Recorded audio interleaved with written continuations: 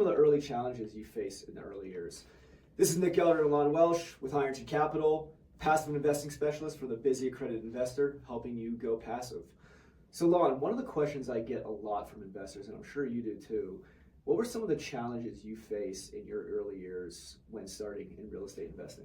It's a fantastic question, and actually as I started thinking about it, I came up with a list of 10, so I could probably talk for an entire hour about this one question alone. So I'll just give you the 10 headlines, and then you guys can kind of reflect on that and put something in the comments below if you want us to do more on it. But the first was where to buy, what to buy, and why to buy it, and what was a good price, and why is that a good price? I didn't know any of that.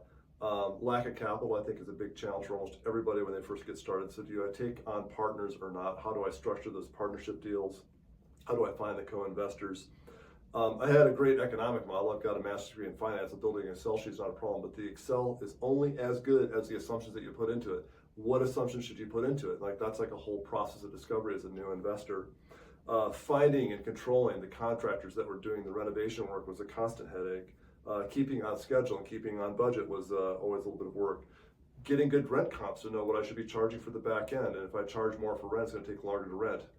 As opposed to I could do a lower rent and rent it right away. Is that a good idea or not? How much should I push my luck on it? How do I talk to a bank? How do I package the deal? How do I make it easy for their loan committee to say yes? If I'm new, how do I get them to believe in me to even give me the money to try to do this? How do you find and manage a good property manager? And then how do you find and manage a good realtor? So there are a lot of things.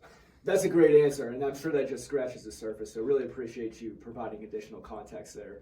If you would like to have a 15-minute call to see if passive investing is right for you, please book your time at irontoncapital.com/passive. Thank you.